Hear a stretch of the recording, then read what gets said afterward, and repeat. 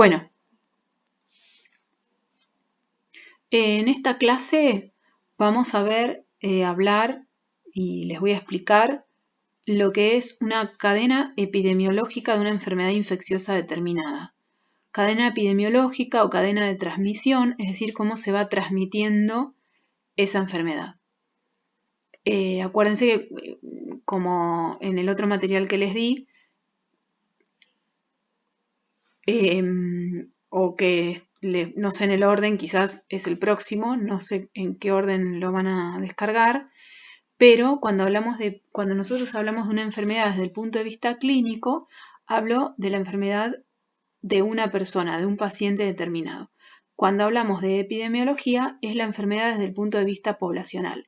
Entonces, cadena epidemiológica es cómo esa infección se va transmitiendo en la población, porque van a ver que es una cadena donde es un ciclo con varios eslabones que se va perpetuando en la población.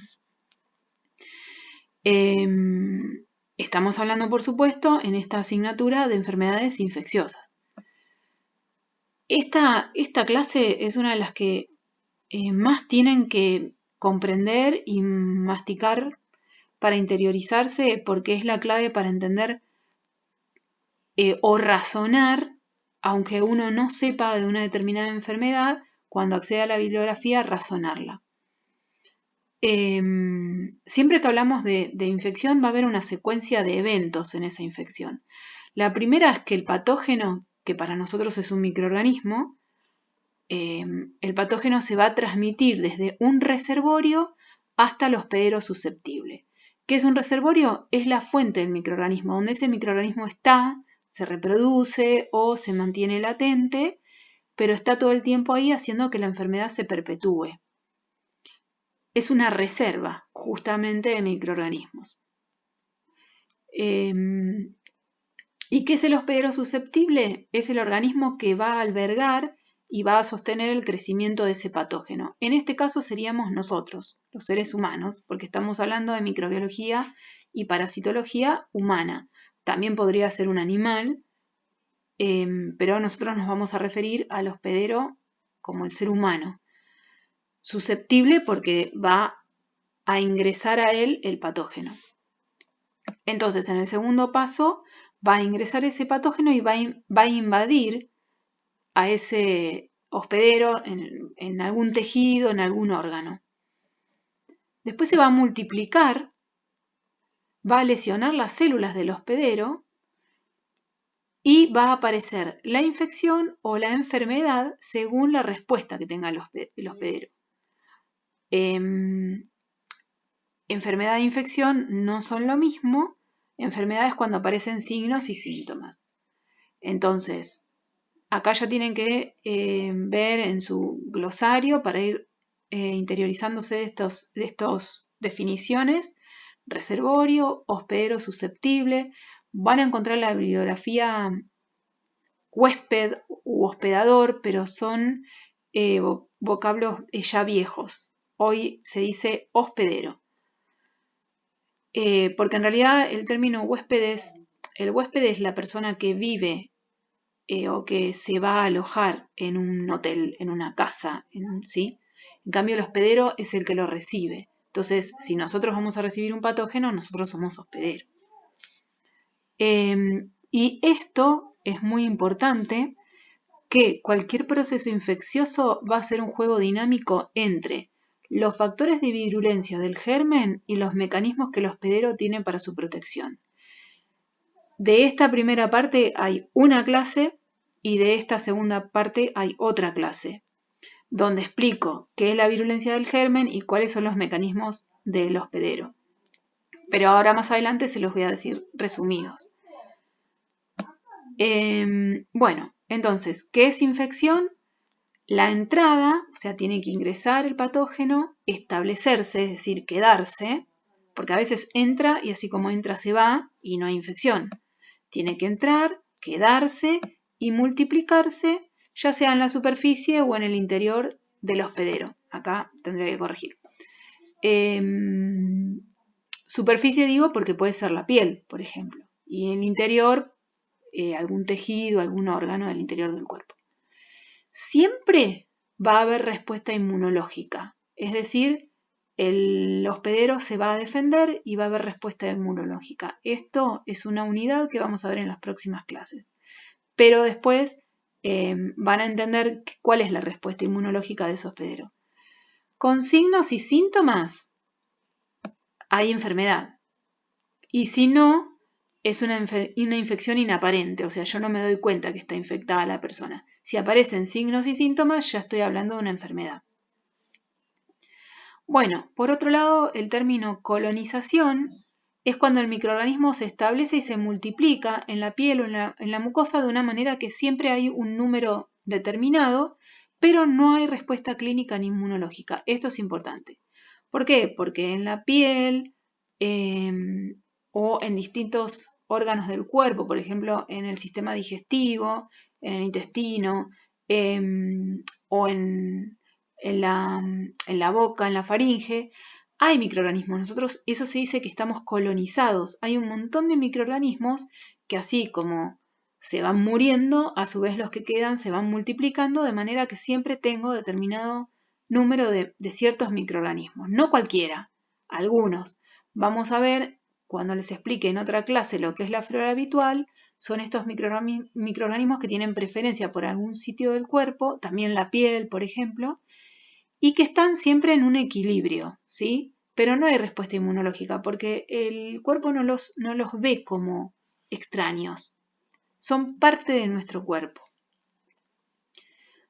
Diferente es la infección donde sí hay una respuesta inmunológica. ¿Y qué es la aportación? Bueno, cuando uno alberga un patógeno, o sea, el sujeto, el paciente, el organismo, alberga un patógeno, pero no va a haber signos ni síntomas. Actúa como transmisor y reservorio, los famosos asintomáticos. No tiene síntomas, pero tiene el patógeno y lo puede transmitir. Y esto es un rol muy importante en la diseminación de enfermedades. Por ejemplo, COVID-19, que tanto se habla del rol de los asintomáticos. Un tema que está discutido porque en realidad no se sabe a ciencia cierta si los asintomáticos pueden contagiar. Se habla de que los 48 horas previas a que aparezcan los síntomas pueden ya ser lo que se llamaría como presintomático. Pero en definitiva el sujeto que es portador no tiene síntomas ni signos, por eso al no darse cuenta puede ser un transmisor importante. También va a actuar como reservorio vivo, porque tiene el microorganismo replicándose, o sea que es una fuente continua de microorganismos. Y el patógeno oportunista, que es otro concepto que tenemos que entender muy bien y que nos va a acompañar en la cursada, son los microorganismos que no causan enfermedad cuando están en su hábitat o en personas sanas, pero pueden causar enfermedad cuando se van a un hábitat distinto o cuando la persona se debilita o aparece un inmunocompromiso. Es decir, un inmunosuprimido, por ejemplo, un paciente oncológico, puede sufrir una enfermedad, una infección de un microorganismo que no sea muy patógeno, pero que actúe como patógeno oportunista. O un microorganismo de la flora, por ejemplo, del intestino, si pasa a uretra puede causar una infección urinaria. Lo vamos a ver en otra clase, pero después tienen que rever esta para entender otros conceptos. De acá, acuérdense muy bien que la infección siempre tiene respuesta inmunológica, la colonización no, y el portador, como no tiene signos ni síntomas de la enfermedad, va a actuar como un transmisor porque es un asintomático. El patógeno oportunista son esos microorganismos que no causan enfermedad de por sí, no es que son patógenos, sino que aparecen como patógenos cuando tienen una oportunidad. Y esa es cuando se van a un lugar distinto al que están siempre o cuando aparece un estado de supresión del sistema inmunológico de la persona. Esto que ahora es muy difícil de entender es porque todavía no vimos ni sistema inmunológico ni flora habitual. Después van a ir cerrando ciertos conceptos. Les sugiero que este video, lo vuelvan a ver después de la tercera o cuarta clase. Entonces, el primer eslabón de esa cadena de transmisión van a ser los reservorios. Como dije recién, reservorio es una fuente continua de microorganismos que causan determinada enfermedad, haciendo que se perpetúe. Es la reserva. Ahí están todos los microorganismos, ¿sí? Por ejemplo, el agua que esté contaminada con microorganismos, los alimentos, el suelo. En el suelo puede haber huevos de parásitos, puede haber esporas de algunas bacterias, ¿sí? Los animales pueden ser reservorios de algunas enfermedades cuando son zoonosis, que se transmiten por enfermedades. Por ejemplo, los murciélagos, ¿sí? En el ejemplo del COVID-19. Y en un montón de otras enfermedades. Los portadores, que son estas personas que son asintomáticas, tienen el microorganismo pero no se dan cuenta porque no tienen signos ni síntomas. También los enfermos, por supuesto, porque tienen el microorganismo. Y algunos insectos, ¿sí? Que actúan como vectores. Entonces, de acá, reservorio. Y me olvidaba la más importante, el hospital o cualquier centro de salud. Porque ahí hay microorganismos que se vuelven más resistentes. Son las famosas infecciones intrahospitalarias, que también vamos a ver en una clase. Lo contemplamos como un reservorio el hospital. El hospital está lleno de pacientes, lleno de personal de salud, llenos de objetos que pueden transmitir microorganismos y para colmo, como esos pacientes se los trata muchas veces con medicación, esos microorganismos que están presentes en el hospital o en la institución de salud se vuelven mucho más resistentes y son más difíciles de combatir. Por eso uno dice, mi abuelito entró porque, no sé, tenía una herida y terminó con una neumonía que se agarró en el hospital, una intrahospitalaria. Bueno, por eso, el hospital y las instituciones de salud actúan como reservorio. Los portadores, algunos animales, el suelo, el agua, los alimentos, los insectos. El segundo paso es la vía de transmisión. ¿Cómo se transmite la enfermedad? Bueno, la enfermedad se puede transmitir por contacto, por vehículo o por vectores. Vamos al primero, que es por contacto directo o contacto indirecto. Contacto directo es cuando hay contacto físico de una superficie, de un hospedero con el otro. No hay intermediario. Por ejemplo, besar, tocar, enfermedades de transmisión sexual. El microorganismo va a entrar directamente de un hospedero al otro por la mucosa.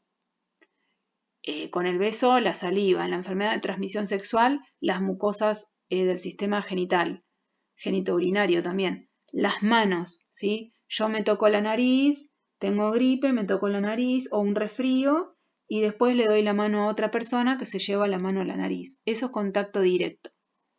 Besar, tocar, por ejemplo, la mononucleosis se le llama la enfermedad del beso porque se transmite muy fácilmente entre los adolescentes en el contacto de mucosas de la boca. No es la única forma, pero el beso es mucosa con mucosa. Enfermedad de transmisión sexual también. Sífilis, gonorrea, HIV. Bueno, y el indirecto es cuando sí hay un intermediario. Se transmite a través de algo. Si ese algo es un objeto, se llama fomites. Fomites son los objetos inanimados o objetos. Es redundante decir objeto inanimado, pero así está en la bibliografía. Por ejemplo, juguetes, los termómetros, los pañuelos, la ropa de cama, toallas, cubiertos, vasos, bombilla agregaría. Esos son fomites, ¿sí? Y después las gotas. Los microorganismos van a estar en la gotita que va a salir de la boca de una persona al toser, reírse, hablar, estornudar. Un estornudo puede tener 20.000 gotitas. Y esto se refiere a la bibliografía cuando la distancia es menor a 1 metro. Esto es un dato muy exquisito, no le doy mucha bolilla, Yo lo que sí marco es que una forma de transmisión es por contacto cuando es directo a través de mucosa, indirecto por objetos o por gotas. ¿Sí? Muy importante en el hospital, los termómetros, la ropa de cama, los cubiertos y vasos. Bueno, los pañuelos ahora son descartables, pero los de tela, por ejemplo. Y los picaportes, agregaría yo. Los juguetes, por ejemplo, en los nenes chiquitos cuando tienen conjuntivitis, que se tocan el ojo, tocan el juguete, otro nene toca el juguete, ¿sí? Por ejemplo, ¿no? La segunda forma de transmisión por vehículo, o sea, va vehiculizado el microorganismo. En el agua, en el alimento, por el aire u otros. El agua contaminada con microorganismos, por ejemplo, una persona que tiene una infección gastrointestinal, como una hepatitis A, defeca en el agua, el microorganismo va a perpetuarse ahí y otra persona va y toma ese agua sin hervir. O las aguas hervidas, que son las que son residuos cloacales que entran en contacto con el agua que después alguien consume en su casa. ¿Sí? Por ejemplo, cólera, shigelosis. Bueno, en general, la gran mayoría de las enfermedades del aparato digestivo que vamos a ver en otra clase son por vía transmisión fecal-oral. Entran por la boca, por ejemplo, a través del agua y salen por la materia fecal. Pero bueno, el agua actúa como vehículo porque va a vehiculizar el microorganismo. Alimentos, por ejemplo, preparados sin higiene. Supónganse un cocinero que va al baño, no se lava las manos y después manipula el alimento. O los animales, el cerdo que se consuma crudo o mal cocido, puede dar enfermedades parasitarias. Les pongo ejemplos como para que vean por qué puede ser vehículo el agua, el alimento. Y el aire aparecen de vuelta las gotitas, pero acá, cuando hablamos de vehículos, hablamos de las gotitas que quedan suspendidas en el aire en forma de aerosol. Sarampión, varicela, tuberculosis. Y después otros, sangre, linfa, líquidos corporales, también pueden vehiculizar microorganismos. La diferencia cuando hablamos de las gotitas como contacto son las gotitas que viajan a poco contacto indirecto, a pocos metros. En cambio en el aire son las que quedan suspendidas. Ahí se dice que es más como un vehículo que por contacto. Y la tercera, vectores. Los vectores, el vector es el que transporta al microorganismo. El vehículo lo vehiculiza, el vector lo transporta. Principalmente artrópodos. Los artrópodos son insectos con exoesqueleto. Es como si fuera... son articulados. Bueno, los típicos mosquitos, moscas, cucarachas, vinchucas, pulgas, garrapatas, ¿sí? Y esos pueden llevar de una forma pasiva, de una forma activa, se explica. Puede ser que, por ejemplo, una mosca se pare en la materia fecal de un perro, después vaya y se apoya en la manzana que yo voy a comer sin lavar. Eso de forma pasiva, lo está transportando.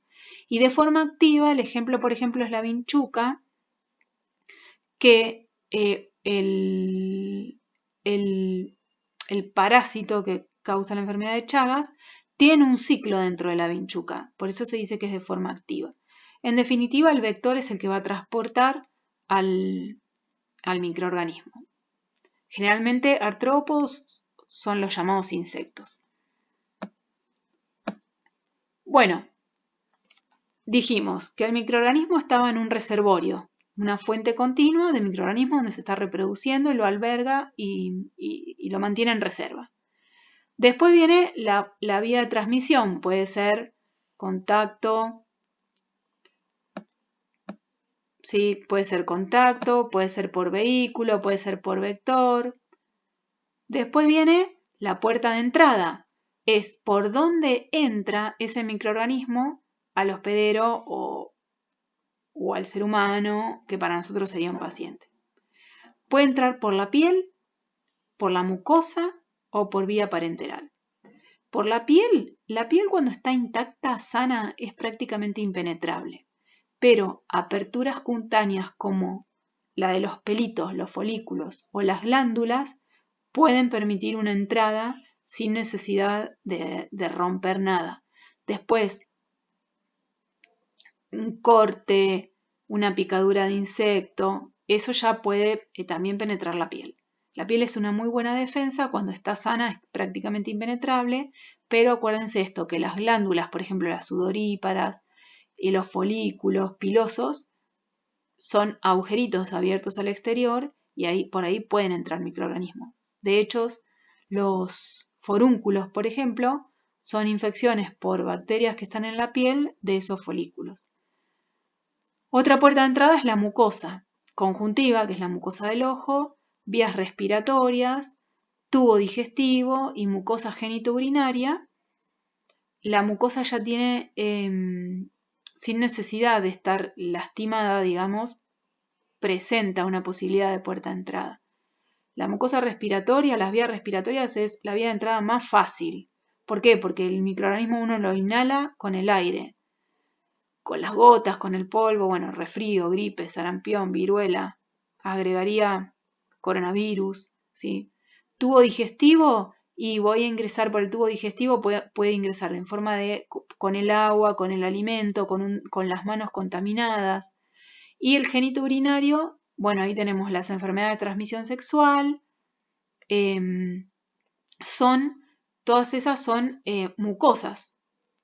Conjuntiva, respiratoria, digestiva y genitourinario son mucosas. Y otra vía es la vía parenteral. Vía parenteral es cuando accede directamente a tejidos por punción, catéter, inyección, heridas, cirugías, mordeduras. Piensen ustedes en un paciente que le tienen que poner una vía o le tienen que dar una inyección. Si uno no decontamina, no esteriliza el material y no desinfecta la zona, uno cuando pone un catéter, una vía, directamente está pasando lo del exterior al interior, ¿sí? A circulatorio. Es muy importante esta vía de infección en los hospitales. Y después mencionarles que los microorganismos siempre tienen lo que se llama una puerta de entrada preferida. Es decir, que algunos gérmenes van a causar infección si entran por la vía de entrada. Por ejemplo, ciertas bacterias que se llaman estreptococos, si la inhalo, produce neumonía, pero si las trago por aparato digestivo no causa nada. En cambio, la Yersinia pestis, que es la bacteria que causa la peste bubónica, puede entrar por varias vías y causar distintas enfermedades. La segunda, así como entró, ¿qué va a pasar? Entró, se va a establecer, se va a reproducir, va a dañar y tiene que salir. Puerta de salida generalmente va a estar asociada a la puerta de entrada y a la parte del cuerpo que infectó. Respiratoria, digestiva, piel o sangre. Las infecciones respiratorias entran por mucosa respiratoria, salen por mucosa respiratoria. Las digestivas entran generalmente por la vía oral, por saliva, y salen por materia fecal, por las heces. Y la piel, los herpes, hongos, impétigos, los drenajes de herida son puerta de salida, y la sangre van a ser, por ejemplo, las jeringas. Cuando una persona que se pinche con la jeringa con el que sacó sangre a otro paciente, si ese paciente tenía HIV, la puerta de salida va a ser la sangre de ese virus para infectar a la segunda persona. Y los vectores, por ejemplo, el mosquito, si una persona tiene el virus del dengue, el vector pica, saca sangre y la puerta de salida es la sangre. En cuanto a los patógenos, yo necesito dos cosas, el patógeno y el hospedero. En cuanto al patógeno, nos va a importar el inóculo, o sea, cuántos microorganismos necesita para infectar. Después, las capacidades que tiene el patógeno de adaptarse y crecer en el hospedero. Y después el grado de virulencia. Esto lo vemos en otra clase. En cuanto al hospedero, tengo todo el sistema inmunológico para defenderse, que lo vemos en otra clase. Y a la vez hay factores predisponentes. El sexo, aspectos genéticos, el clima, el estado nutricional, la fatiga, la edad, la ocupación, enfermedades preexistentes, trastornos emocionales. El sexo, por ejemplo, las enfermedades del tracto urinario, las infecciones urinarias se dan mayormente en mujeres. ¿Por qué? Porque tienen la uretra más cerca del ano. Y eso hace que uno se limpie mal y pueda tener una infección urinaria. Aspectos genéticos, bueno, tienen que ver con la genética, o sea, todo está codificado en los genes, entonces si tengo una mejor respuesta inmunológica, tiene que ver un aspecto genético. Si tengo alguna, justamente, deficiencia, bueno, por ejemplo, el paludismo, se ve que hay ciertos aspectos étnicos que están relacionados con los genes que hacen que ciertas poblaciones sean más resistentes. Bueno, lo más importante, el estado nutricional. ¿Por qué? El sistema inmunológico para defenderse usa mucha energía. Entonces una persona que está desnutrida no tiene suficiente energía, no tiene los nutrientes que son necesarios para el metabolismo y para la defensa. La edad, porque un recién nacido tiene su sistema inmunológico inmaduro, y en los extremos de la vida las personas muy mayores tienen su sistema inmunológico también envejece. La ocupación, personal de salud, tenemos más riesgo de contraer ciertas enfermedades, porque estamos en mayor exposición. Y las enfermedades preexistentes, la diabetes, la hipertensión, todas esas enfermedades que cuando hay una infección se descompensan también. Les recuerdo que con respecto a los patógenos y con respecto a los hospederos vamos a tener dos clases aparte. Aquí lo que les quiero decir es que para prevenir y controlar cualquier infección, lo que hay que hacer es romper esa cadena de transmisión en cualquiera de sus pasos. Esa cadena de transmisión, voy a ir acá. Esto son modelos de cadena de transmisión que ustedes pueden encontrar, por ejemplo, en la página del CDC, que están muy bien hechas. Esto, por ejemplo, es una enfermedad parasitaria, ¿no? ¿Cómo entra? Por la boca, entonces mucosa digestiva. ¿Cómo sale? Por el ano. ¿Cuándo se perpetúa? Bueno, cuando aparece otro hospedero. Está representado un ciclo, pero esto va saltando de hospedero a hospedero. El virus chikungunya, por ejemplo, o el dengue o el Zika, tenemos el mosquito, pica a una persona que está infectada y pica a otra persona y así se va perpetuando la cadena. Los coronavirus, por ejemplo, de los murciélagos, pangolines, saltaron a un ser humano y cuando del ser humano se van infectando, pasando de humano a humano, se propaga la cadena. Miren cuánto se propagó, que estamos en una pandemia, pero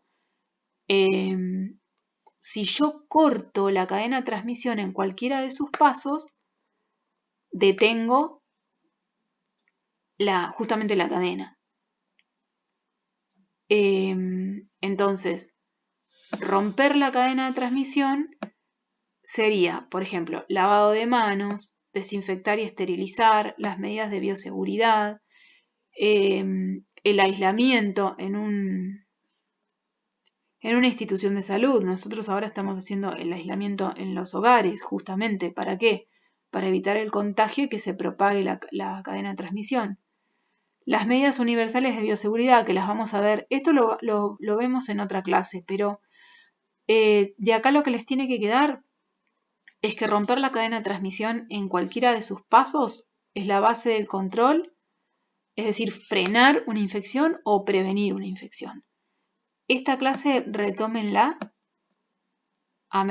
cada tanto a medida que avancemos en la cursada para ir entendiendo bien. Entonces recuerden que lo primero que tengo es un reservorio, después se va a transmitir por las distintas vías, contacto, directo e indirecto, vehículo, vector, después va a entrar al hospedero y va a salir de ese hospedero. Y después hay dos factores que entran en juego, dos grandes grupos, que es lo que respecta al patógeno y lo que respecta al hospedero. Siempre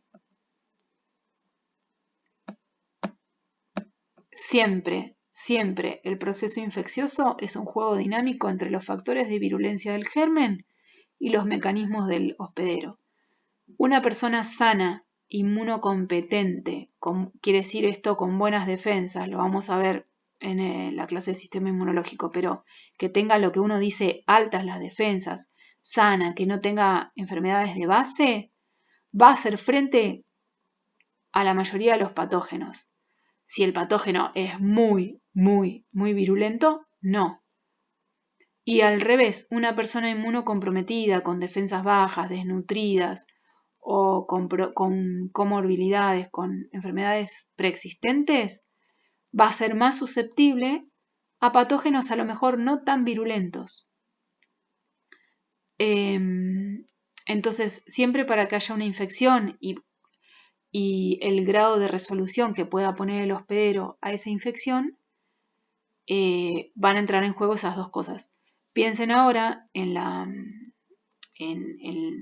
infección por coronavirus que está causando la enfermedad esta enfermedad COVID-19, porque se habla tanto de que las personas susceptibles son las mayores de 65 años, porque bueno, su sistema inmunológico ya va envejeciendo también, porque enfermedades previas, diabéticos, personas con EPOC, hipertensos, porque se descompensan mucho más rápido.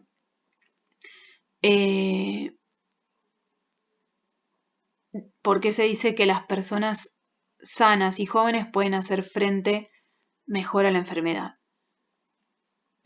Ahí yo pondría un paréntesis y diría que uno a veces no sabe qué tan sano es hasta que se demuestra lo contrario, porque por ahí hay alguna falla genética que nosotros desconocemos, de alguna rama de la inmunidad, y ahí se complica la enfermedad. Pero en general, las personas sanas, jóvenes, pueden hacer frente a esta infección. Ahora, si hablamos de microorganismos mucho más virulentos, como una meningitis por meningococo, por más sana que sea la persona, como el germen es muy virulento, igual se puede enfermar y hasta morir. Por eso siempre es un juego dinámico, diría, una pelea entre el microorganismo y todos los factores de virulencia que tiene. Cuando hablamos de factores de virulencia, hablamos de grado de patogenicidad, que lo vamos a ver en la otra clase. Y los mecanismos de defensa del hospedero. Siempre. Por eso, si yo les digo de 3 personas, un chico sano de 15 años, un señor de 75 de EPOC, que tiene EPOC, y una embarazada, ¿quién es más susceptible a enfermar de gripe o gripe grave? Y bueno, en primer lugar, el señor del EPOC. En segundo lugar, la embarazada, porque la embarazada es un estadio fisiológico donde se considera que hay algún compromiso del sistema inmunológico, y después el niño, el adolescente de 15 años sano. ¿Se entiende? Ahora, si estoy hablando de una bacteria muy virulenta, como puede ser el meningococo que causa meningitis, bueno, todos son susceptibles ahí porque la bacteria es muy virulenta. O si hablo del virus del ébola, por ejemplo, que es muy virulento y muy letal, los tres son susceptibles.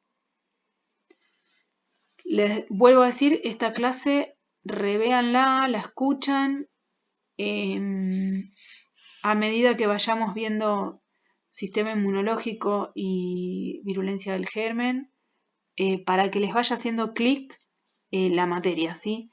Y esto, que es una cadena de transmisión básica, si ustedes la van incorporando ahora, a medida que vayamos viendo una enfermedad infecciosa determinada, por ejemplo, las del aparato respiratorio, entonces yo diría, bueno, ¿cuál es la puerta de entrada de una neumonía? Y si es una infección respiratoria, ¿por dónde va a entrar? Por vía respiratoria. ¿Por dónde va a salir? Por vía respiratoria. Ahí van, sin aprender de memoria, pueden ir relacionando estos conceptos. Si hablo de una diarrea, un cuadro de diarrea, de hepatitis A, supongamos. Es una enfermedad del aparato digestivo. Y bueno, ¿por dónde va a entrar? Va a entrar con el agua, con un alimento contaminado, por vía oral. ¿Y la puerta de salida cuál va a ser? Vía fecal. Lo del aparato digestivo entra por boca, sale por ano. Así. Lo vamos a ver en la clase de infecciones del aparato digestivo, pero para que vayan entendiendo. Y recuerden esto, que se va perpetuando la cadena de transmisión cuando el reservorio, que puede ser el ser humano enfermo, por su vía de salida va contagiando a otro, ¿no? Como acá. Esto se va multiplicando en varios ciclos. Por eso, si apareciera la vacuna, yo corto la transmisión. Si apareciera un tratamiento eficaz, yo corto la transmisión. En algo que se transmita por agua, si yo potabilizo el agua, corto la transmisión. ¿Se entiende? Estas son las medidas básicas de prevención y control. Si algo se transmite, si yo no voy al baño, no me lavo las manos, puedo transmitir una enfermedad, una infección determinada. Si yo me lavo las manos, corto la infección. De esto también vamos a hablar mejor más adelante. Hasta acá entonces, cómo se transmite una enfermedad infectocontagiosa.